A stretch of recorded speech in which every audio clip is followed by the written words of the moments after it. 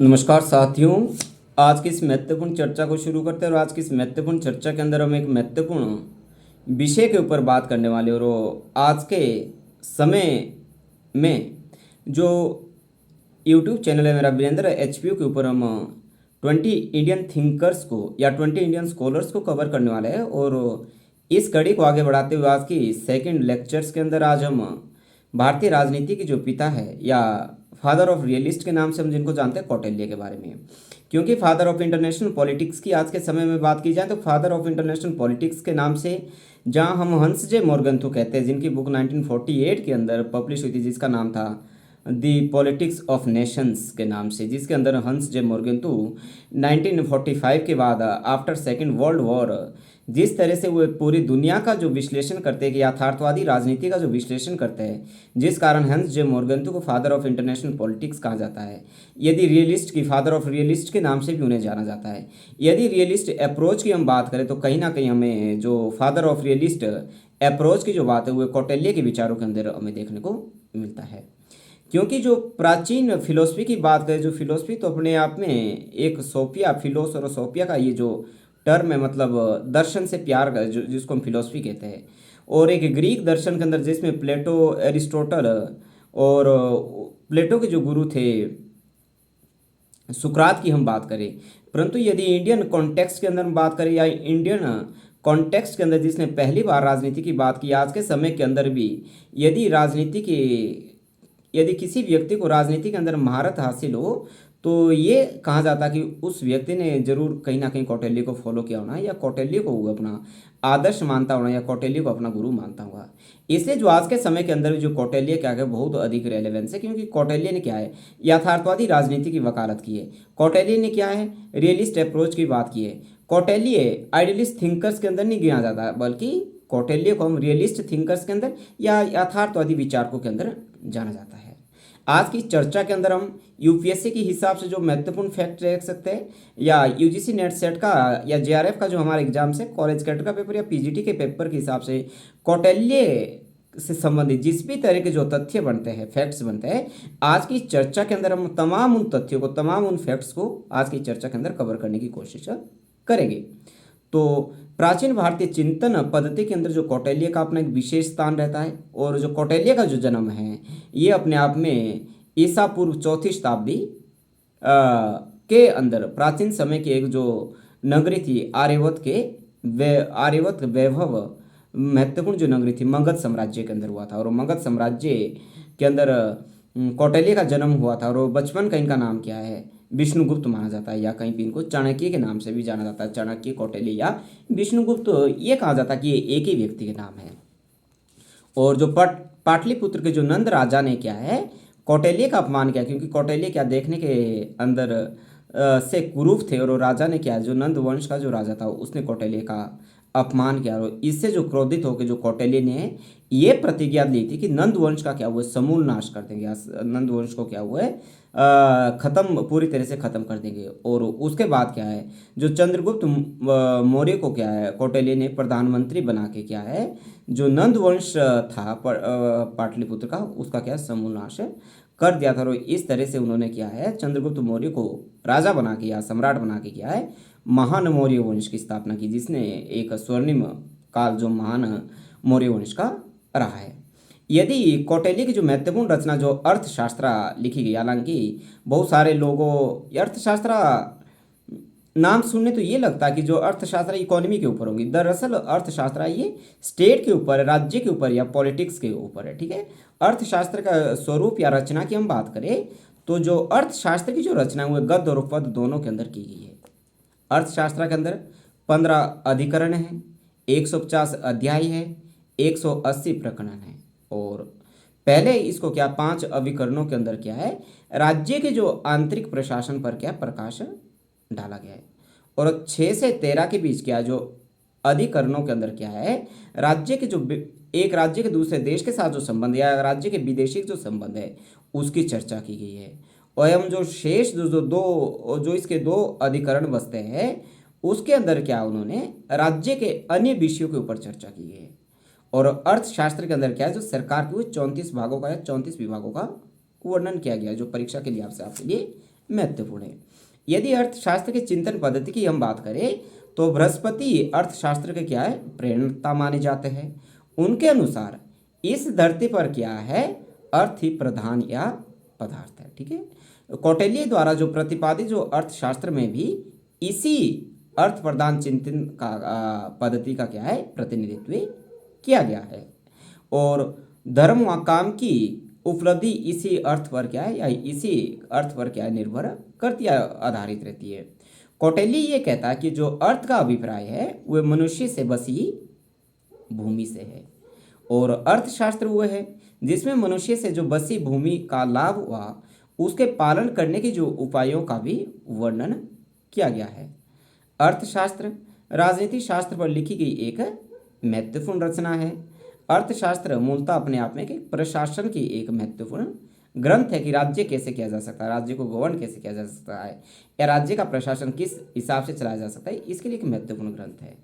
अर्थशास्त्र की परंपरा की हम बात करें तो जो पश्चिमी विचारकों के अंदर क्या, जो भारतीय चिंतन की क्या है, आलोचना करते हुए ये कहा गया है कि भारत में चिंतन और आर्थिक जो चिंतन है के बजाय क्या उन्होंने धार्मिक एवं आध्यात्मिक चिंतन को प्रधानता दी है। जो पश्चिमी जो चिंतन, उनका यह मानना कि जहाँ पे राज्य और प्रशासन के ऊपर चिंतन किया जाना चाहिए, बल्कि भारतीय जो फिलोसफर रहे, इंडियन जो फिलोसफर रहे, उन्होंने क्या है, किसके ऊपर अपना ध्यान दिया, आध्यात्मिक और धार्मिक मामलों के ऊपर अपना ध्यान दिया। इस हिसाब से क्या है, इंडियन फिलोसफर को क्या है, क्रिटिसाइज किया जाता है वेस्टर्न स्कॉलर्स के द्वारा। परंतु अर्थशास्त्र की जो परंपरा ये इसके विरुद्ध है, इसके अगेंस्ट है। इसलिए जो क्या है, अर्थशास्त्र के अंदर क्या है, इसमें क्या है, भौतिकवादी पंथ निरपेक्ष जो प्रवृत्ति है वो बहुत अधिक प्रभावी है। इसलिए तो कौटिल्य को क्या है, फादर ऑफ पॉलिटिक्स के नाम से जाना जाता है, राजनीति विज्ञान के पिता के नाम से जाना जाता है। और अर्थशास्त्र के अंदर क्या, जो पश्चिमी जो विचारक है मैकियावेली, जिनको फादर ऑफ मॉडर्न पॉलिटिक्स के नाम से जाना जाता है, आधुनिक राजनीति शास्त्र के पिता के नाम से मैकियावेली को जाने जाते हैं, जिन्होंने क्या रियलिस्ट अप्रोच की बात की थी। वो मैकियावेली की भांति जो शासन के ऊपर क्या है, उन्होंने एक महत्वपूर्ण बुक लिखी थी प्रिंस मैकियावेली ने। यदि शासन पद्धति के ऊपर आज के समय के अंदर भारत के अंदर फॉलो किया जाता है तो कौटिल्य को किया जाता है। और कौटिल्य ने क्या, जो ज्ञान के जो उन्होंने क्या अपने आप में जो चार बृहत रूप को क्या परिभाषित करने का काम किया है। ज्ञान की जो चार परंपरा जो मैकियावेली कौटिल्य कह रहे हैं, फर्स्ट के अंदर रख रहे हुए अन्वीक्षिकी, अन्वीक्षिकी के अंदर क्या हुआ है, दर्शन और योग की चर्चा की गई है। सेकेंड त्राई, त्राई के तहत उन्होंने क्या है, इसके तहत उन्होंने सामाजिक व्यवस्था, जो सामाजिक व्यवस्था थी जिनमें चार आश्रम की बात, वर्णाश्रम की बात की गई, जिसमें चार पुरुषार्थ और चार आश्रम की बात, चार पुरुषार्थ की बात की गई और इसके अंदर चार आश्रम की बात इसके अंदर की गई है। यदि वार्ता की बात करें हम, थर्ड के अंदर वार्ता को इन्होंने रखा है। जो ज्ञान की जो तीसरी परंपरा, उन्होंने वार्ता को माना या वार्तालाप को माना या डायलॉग को माना है। इसके अंदर जो आर्थिक गतिविधियों के ऊपर ध्यान दिया गया है, इसमें कृषि पशुपालन जैसे विषयों पर भी महत्व दिया गया है।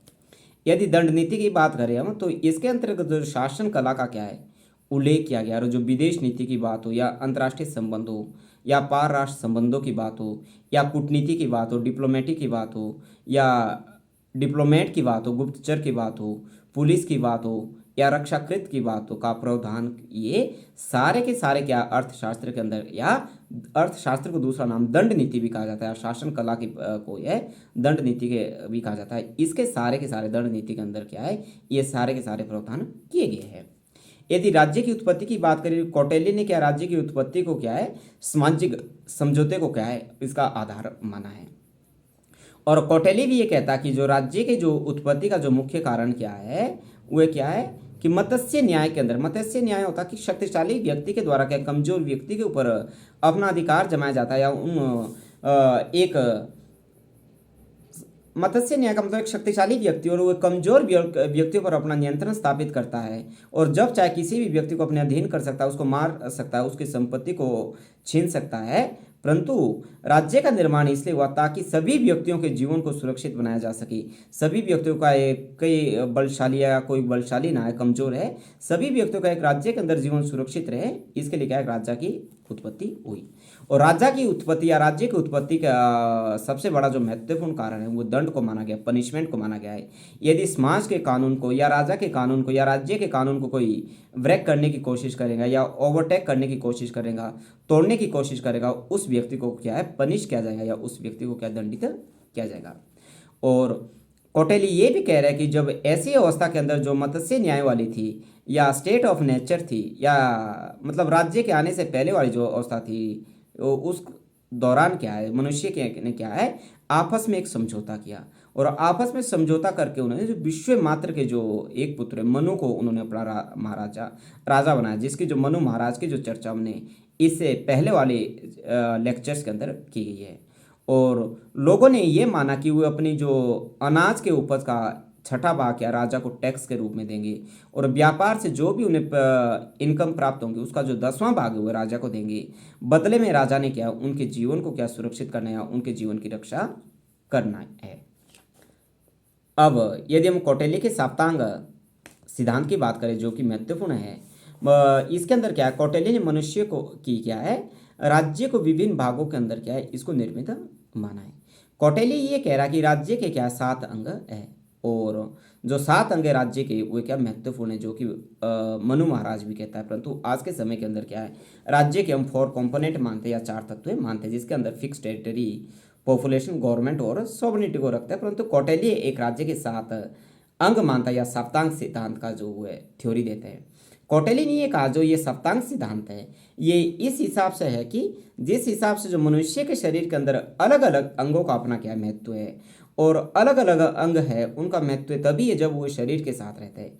यदि इन अंगों का शरीर से ये सेपरेट हो जाए या ये अलग हो जाएंगे तो इन अंगों का कोई महत्व नहीं रह जाता। इसी तरह से जब तक राज्य के 7 अंग है एक साथ है तभी इनका महत्व है। यदि कोई अंग राज्य से बाहर हो जाए तो उसका कोई महत्व नहीं रहता। ठीक है, जिस हिसाब से मनुष्य का जो शरीर है या मस्तिष्क है महत्वपूर्ण है, उसी तरह से एक राज्य के अंदर क्या है, राज्य या राजा का जो पद है वो सबसे महत्वपूर्ण है, ऐसा कौटिल्य कह रहा है। और इसी तरह के उन्होंने क्या है जो 7 अंगों की क्या है उसको अलग अलग रूप के अंदर परिभाषित करने का काम किया है। पहले के अंदर वह राजा रख रहे हैं जिसको वह स्वामी भी कह रहे हैं, कईयों उसमें स्वामी देख रहा हूँ। और जो ये स्वामी होगा वो शारीरिक, आध्यात्मिक, मानसिक एवं बौद्धिक गुणों से परिपूर्ण होगा। ठीक है, इसके अंदर सभी तरह के गुण होंगे, जिसको क्या है कौटिल्य ने कहा कि उसको आत्मसम्मत की उन्होंने संज्ञा दी है। और कौटिल्य ने राजा के लिए क्या है, जो कौटिल्य राजा की जो दिनचर्या है उसको भी डिवाइड करने का विभाजित किया गया कौटिल्य के द्वारा। उन्होंने राज्य को, राजा के गुणों को क्या महत्वपूर्ण मानते हुए क्या है उत्तराधिकार के संबंध में यह स्पष्ट कहा कि जो राजपद का जो उत्तराधिकारी है वही व्यक्ति होगा जो कि उस गद्दी को प्राप्त करने वाला होगा। ठीक है, ऐसा नहीं कि जो राजा का जो श्रेष्ठ पुत्र है वही राजा की मृत्यु के बाद राजा बनेगा, बल्कि राजा की मृत्यु के बाद वही व्यक्ति बनेगा जिसमें राज करने के गुण होंगे या उसके काबिल होगा, वही व्यक्ति ही किंग होगा अगला, ऐसा कौटिल्य महाराज कहते हैं। और राजा के जो गुणों के अंदर कह रहे हैं ऐसा राजा होना चाहिए जो प्रजा का कल्याण करे या प्रजा जनों के कल्याण को पालन की वे सीख दें या संयम बरतना हुआ प्रजाजनों को क्या है प्रसन्न रखना। उसके अंदर विधायी, न्यायिक और प्रशासनिक और अन्य भी बहुत सारे गुण हो, ऐसा कौटिल्य का कहना रहा है। सेकंड, अमात्य या मंत्री को वह सप्तांग सिद्धांत के अंदर रख रहे हैं। और कौटिल्य ये कह रहा कि जो राजा और मंत्री है एक गाड़ी के 2 पहिए और एक दूसरे के बिना क्या दोनों का कोई अस्तित्व नहीं है। साथ में ये भी कौटिल्य कह रहा है कि जो मंत्री परिषद के जो अध्यक्ष को क्या उन्होंने महत्वपूर्ण माना है। और कौटिल्य ये भी कह रहा कि मंत्रियों को क्या वेतन मिलना चाहिए, मंत्रियों को क्या है तनख्वाह दी जानी चाहिए। और कौटिल्य ने मंत्रियों की योग्यताओं का भी वर्णन किया कि जो मंत्री होना वो राजा के प्रति लॉयल होना चाहिए, उत्तरदायी होना चाहिए, ईमानदार होना चाहिए। ठीक है, इस तरह के जो या कुलीन वर्ग का होना चाहिए, ऐसा कौटिल्य का मानना रहा है। थर्ड के अंदर वो कोष या ट्रेजरी को रख रहे हैं। कौटिल्य के अनुसार क्या जो कोष की वृद्धि एक शक्तिशाली राज्य के लिए क्या बहुत महत्वपूर्ण है, क्योंकि एक जो शक्तिशाली कोष के द्वारा ही एक जो चतुर्गिणी सेना को क्या है निर्माण किया जा सकता है या उसको तैयार किया जा सकता है। ठीक है, और राजस्व वृद्धि के लिए कौटिल्य ने क्या है निम्न सिद्धांतों का प्रयोग किया। ठीक है, एक तो फर्स्ट के अंदर उन्होंने परिपुष्टि सिद्धांत को रखा है। कौटिल्य के अनुसार क्या है कि धन की जो प्राप्ति है उद्योगों पर करारोपण के द्वारा होती है, लेकिन शैशव काल या आरंभिक काल में हमें कर नहीं लगाना चाहिए। मतलब यदि उद्योग पहली पहली बार लग रहा है तो जब उद्योग लग रहा है उस समय में उद्योग के ऊपर टैक्स नहीं लगाना चाहिए, ऐसा कौटिल्य का मानना रहा है, बल्कि उसके संपूर्ण विकास पर क्या हमें करारोपण लगाना चाहिए। जब कोई उद्योग पूरी तरह से विकसित हो जाए उसके बाद ही हमें उसके ऊपर कर लगाना चाहिए। नेक्स्ट है दौर्लभ्य का सिद्धांत। दौर्लभ्य के सिद्धांत के अंदर क्या है, कौटिल्य कह रहा है कि दौर्लभ्य जो सामग्री है वह राज्य के लिए अत्यधिक उपयोगी हो और उसे कर मुक्त हमें रखना चाहिए। ठीक है, कर मुक्ति के सिद्धांत के अंदर थर्ड के अंदर क्या कह रहे हैं कौटिल्य कि जीवन में ऐसे बहुत से कारण ऐसे आते हैं जिसके क्या है अत्यधिक महत्व के कारण क्या हमें जो कर मुक्त रखना चाहिए। जैसे बहुत सारे ऐसे व्रत है, जैसे बहुत सारे व्रत है, संस्कार है, यज्ञ या दान है, उस समय हमें क्या लोगों के ऊपर किसी भी तरह का टैक्स या कर नहीं लगाना चाहिए। फोर्थ के अंदर वो पनिशमेंट को रख रहे हैं या दंड को रख रहे हैं, और राज्य का जो आधार है वो दंड है या पनिशमेंट है, ऐसा कौटिल्य का मानना है। परंतु कौटिल्य के चिंतन पद्धति के अंदर कहीं ना कहीं हमें लिबरलिज्म या उदारवाद या देखने को मिलता है, क्योंकि एकदम प्राचीन जो भारतीय चिंतन पद्धति को क्या है दंड नीति के नाम से भी जानते हैं। और कौटिल्य ये भी कह रहा कि अपराध के हिसाब से जिस व्यक्ति ने जितना बड़ा अपराध किया हो उतना अधिक उसको दंड मिलना चाहिए। हर एक व्यक्ति को जिस हिसाब से अपराध का जो नेचर है प्रकृति, उस हिसाब से उस व्यक्ति को दंडित किया जाना चाहिए, ना उसको अधिक ना उससे कम। साथ में कौटिल्य ये भी कह रहा कि जो गर्भवती जो स्त्री है, जो महिला है, उसको दंड नहीं दिया जा सकता। और कौटिल्य ये भी कह रहा कि वर्ण व्यवस्था के अनुसार क्या है जो दंड देने की जो व्यवस्था है, दंड देने की व्यवस्था की उन्होंने भी बात की। अर्थात एक ही अपराध के लिए जो कौटिल्य महाराज है वो व्यक्ति को क्या है कम दंड देने का समर्थन करा। मतलब यदि उच्च कुल का व्यक्ति हो तो उसको क्या कम दंड मिलना चाहिए, यदि निम्न कुल का व्यक्ति उसको क्या है सेम अपराध के लिए भी, एक समान अपराध के लिए भी अधिक दंड मिलना चाहिए। इसके साथ जो कौटिल्य ने दैहिक, कायिक व आर्थिक दंड का समर्थन किया है, और दंड के अंतर्गत उन्होंने क्या है सेना को भी शामिल किया है। इसके साथ साथ इसमें उन्होंने हाथी, घोड़े, रथ तथा पैदल चतुर्गुणी जो सेना है वे भी आती है। फिफ्थ के अंदर दुर्ग, फोर्ट। कौटिल्य सप्तांग सिद्धांत के अंदर जो क्या है दुर्ग का जो आशय है लिया उन्होंने राज्य की राजधानी बताया गया। ठीक है, जो राज्य की कैपिटल होगी। और दुर्ग को भी उन्होंने, राज्य की राजधानी को उन्होंने या दुर्ग को उन्होंने 4 भागों के अंदर विभाजित किया है। ये 4 दुर्गों की जो व्याख्या कर रहे हैं कौटिल्य, उसके अंदर फर्स्ट रखा उन्होंने औदिक दुर्ग। और ये जो औदिक दुर्ग होगा, राजधानी होगी, पानी से घिरा होगा, मतलब चारों तरफ से पानी से घिरा होगा। सेकंड पार्वत दुर्ग, जो कि पर्वत श्रेणियों से घिरा होगा चारों तरफ से। और तीसरा लिया उन्होंने धानवन दुर्ग, जो चारों तरफ से मरुस्थल से घिरा होगा। और चौथा उन्होंने वन दुर्ग, ऐसा दुर्ग जो कि चारों तरफ से घने जंगलों से या भीड़ जंगल से घिरा हुआ होगा। और प्रत्येक भाग का जो नियंत्रण है वो क्या नागरिक नामक अधिकारी के द्वारा किया जाएगा, ऐसा कौटिल्य महाराज का मानना रहा है। 6 के अंदर रख रहे हुए जनपद। कौटिल्य ये कह रहे कि जो जनपद है वो प्रशासन की एक महत्वपूर्ण इकाई है, और जनपद की जो सबसे छोटी इकाई है उसको उन्होंने गांव का या ग्राम का कौटिल्य के द्वारा। और 10 गांवों को मिलाकर क्या है संग्रहक नामक बड़ा गांव बनता है। और 200 गांव को मिला के क्या हुआ है खारवटिक बनता है, और नामक नगर विशेष, और 400 गांव के मध्य मिलाकर क्या द्रोणमुख बनता है, या उपनगर विशेष 800 गांव के मध्य क्या है स्थानीय या निगम नामक नगर बसना चाहिए, ऐसा कौटिल्य का मानना रहा है। और ग्राम की जो शासन व्यवस्था के संचालन हेतु क्या है हमें ग्रामिक नामक अधिकारी को नियुक्त करना चाहिए, ऐसा कौटिल्य का मानना रहा है। और सीमा विवाद की जो स्थिति को समाधान करने के लिए क्या है पंचग्रामिक नामक अधिकारी को क्या है नियुक्ति करनी चाहिए, ऐसा कौटिल्य का मानना रहा है। 7th के अंदर वो मित्र को रख रहे, फ्रेंड को रख रहे। और कौटिल्य ये कह रहा कि राज्य की उन्नति के लिए एवं उसकी विपत्ति के समय क्या है राज्य की सहायता के लिए क्या है मित्रों का होना परम आवश्यक है। यदि कौटिल्य के सिद्धांत का अंतर्राष्ट्रीय पक्ष की हम बात करें या मंडल सिद्धांत जिसे कहते हैं, उसके अंदर जो अर्थशास्त्र का जो छठा अभिकरण है, छठे अभिकरण के अंदर जो दूसरा अध्याय के अंदर क्या है, कौटिल्य का हमें मंडल सिद्धांत देखने को मिलता है, या उन्होंने मंडल सिद्धांत का जिक्र किया है।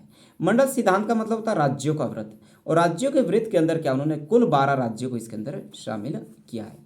फर्स्ट के अंदर कौटिल्य क्या कह रहे हैं कि अपने राज्य की, ऐसा राज्य जो अपने राज्य का विस्तार की क्या इच्छा रखता है उसको विजिगीषु राज्य कहते हैं। एवं जो भौगोलिक दृष्टि से जो ऐसा राज्य क्या है, इसका जो स्थान होगा मध्यम के अंदर होगा, या सेंटर के अंदर होगा, या बीच के अंदर होगा, ऐसा कौटिल्य का माना रहा है। सेकंड, विजिगीषु के जो सामने वाला जो पड़ोसी जो राज्य होगा वह उसका शत्रु होगा, इसलिए उसको क्या है कौटिल्य अरि कहता है, अरि।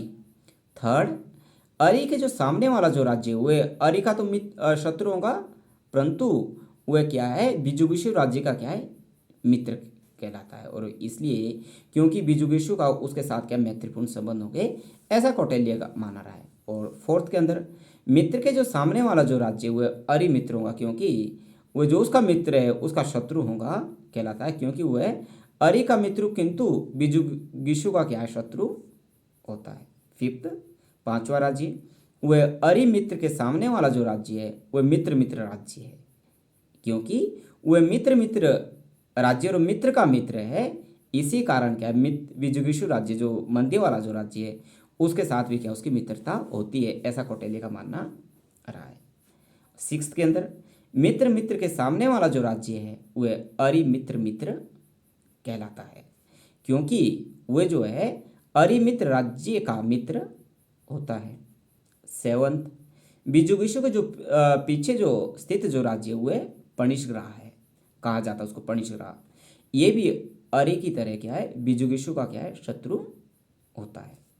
आठवां, पणिशग्राह के पीछे जो राज्य होता है उसे वह आक्रांता कहा, उसको क्या है आक्रांता कहा जाता है, और ये विजिगीषु का क्या है मित्र होता है।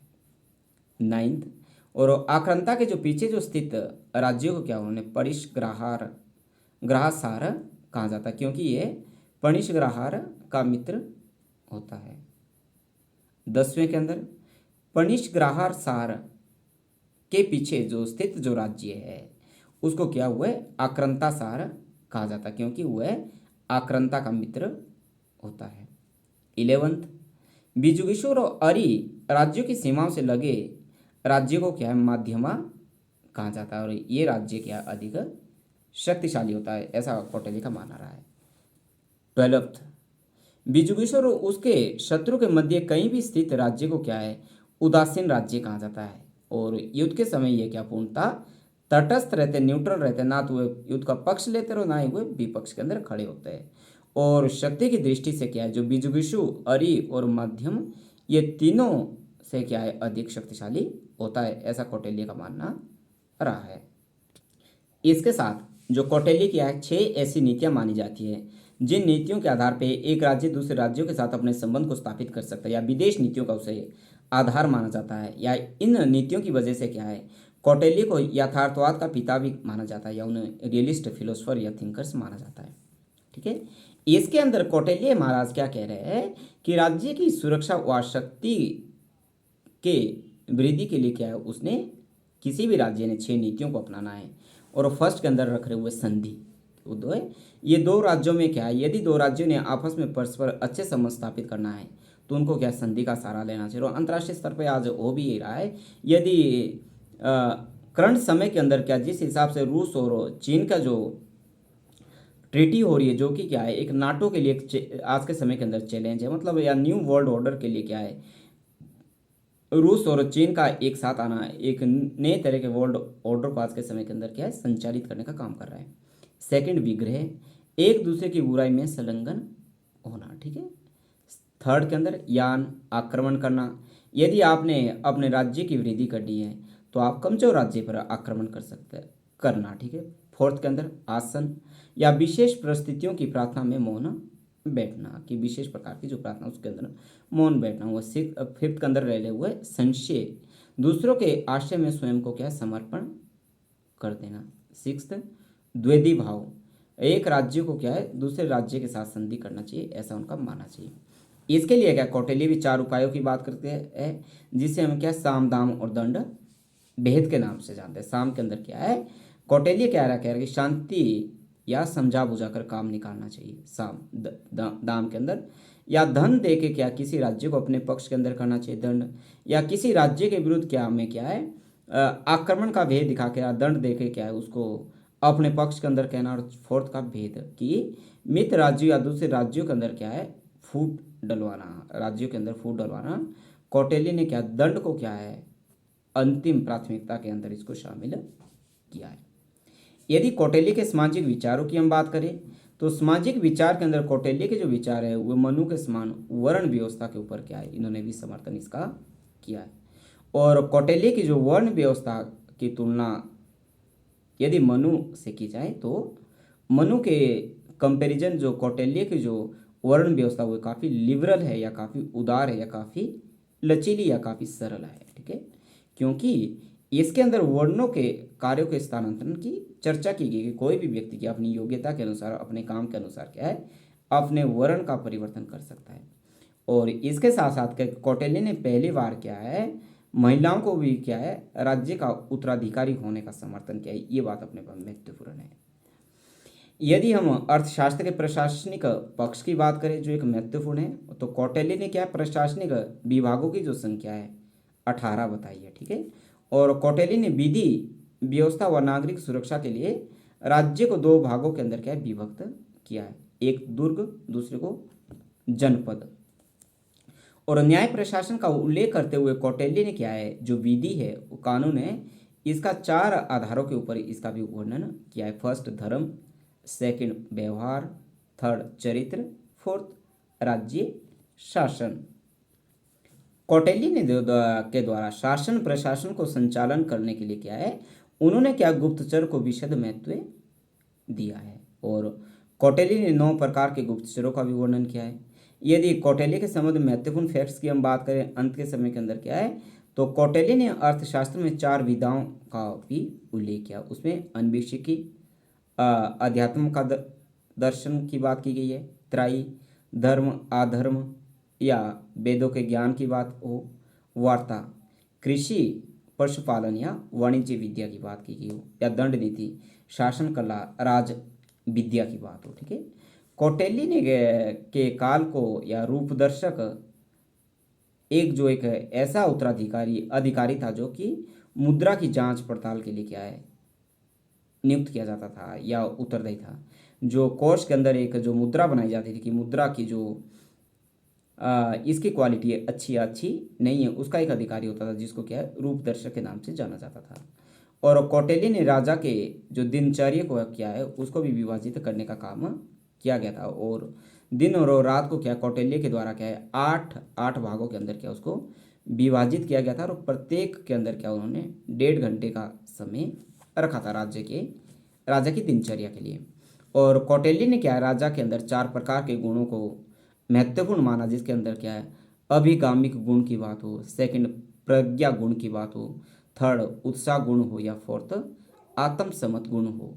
और कौटिल्य अर्थशास्त्र में 4 प्रकार के न्यायालयों का भी जिक्र किया। फर्स्ट के अंदर जनपद संधि न्यायालय हो, सेकंड संग्रहण न्यायालय हो, थर्ड के अंदर द्रोणमुख न्यायालय हो या फोर्थ के अंदर स्थानीय न्यायालय हो।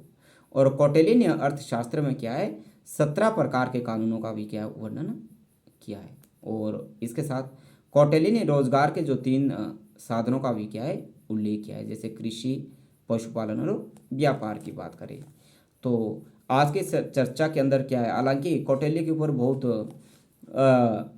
लंबी चर्चा की जा सकती है, कईयों घंटों चर्चा की जा सकती है, परंतु ऐसे तथ्य जो परीक्षा के लिहाज से हमारे लिए महत्वपूर्ण है या यूजीसी नेट सेट जेआरएफ का पेपर हो उसके लिए मेरा ये मानना कि शायद ही इस चर्चा से बाहर कोई ऐसा तथ्य होगा जो कि परीक्षा के अंदर पूछा जाएगा। इसका मतलब ये कि परीक्षा के लिहाज से जितने भी जो तथ्य या फैक्ट्स है वे सारे के सारे आज की इस डिस्कशन के अंदर या आज की इस वक्तव्य के अंदर हमने डिस्कस कर लिए। तो मेरा ऐसा मानना कि परीक्षा के लिहाज से आपके लिए ये जो चर्चा बहुत अधिक फ्रूटफुल रहने वाली। Thank you so much.